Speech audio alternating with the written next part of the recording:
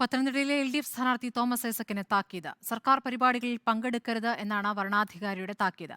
കുടുംബശ്രീയുടെ ഔദ്യോഗിക പരിപാടിയിൽ പങ്കെടുത്തത് ചട്ടലംഘനമാണെന്ന് വ്യക്തമാക്കുന്ന റിപ്പോർട്ട് വരണാധികാരി തെരഞ്ഞെടുപ്പ് കമ്മീഷന് കൈമാറി. UDFിന്റെ പരാതിയെ തുടർന്നാണ് നടപടി. പ്രവീൺ പുരുഷോത്തമൻ വിവരങ്ങളുമായി. പ്രവീൺ, ഇപ്പോൾ ഐസക്കിന് താക്കീത് നൽകിയിരിക്കുകയാണ് വരണാധികാരി. എന്താണ് പറയുന്നത്?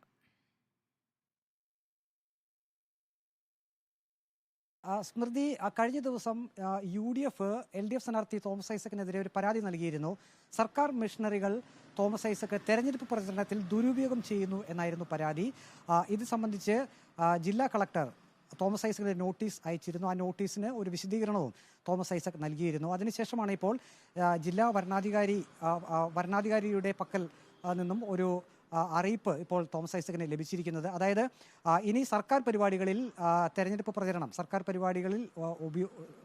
പരിപാടികളിൽ അത് പ്രചരണത്തിന് വേണ്ടി തോമസ് ഐസക് ഉപയോഗിക്കരുതെന്നാണ് ഇപ്പോൾ ഒരു താക്കീത് ജില്ലാ കളക്ടർ കൂടിയായിട്ടുള്ള ജില്ലാ വരണാധികാരി നൽകിയിരിക്കുന്നത്. ഒപ്പം തന്നെ ജില്ലാ വരണാധികാരിയുടെ റിപ്പോർട്ട് തെരഞ്ഞെടുപ്പ് കമ്മീഷനെ കൈമാറുകയും ചെയ്തിട്ടുണ്ട്. കുടുംബശ്രീ സംവിധാനം പ്രധാനമായും തോമസ് ഐസക് ദുരുപയോഗം ചെയ്യുന്നു എന്നായിരുന്നു UDFിന്റെ പ്രധാനപ്പെട്ട പരാതി. അതിന് ചില തെളിവുകൾ ഉൾപ്പെടെ UDF ജില്ലാ കളക്ടർക്ക് സമർപ്പിച്ചിരുന്നു. അതുകൂടി പരിഗണിച്ച പരാതിയിലാണ് ഇപ്പോൾ വരണാധികാരി തോമസ് ഐസക്കിന് താക്കീത് നൽകിയിരിക്കുന്നത്.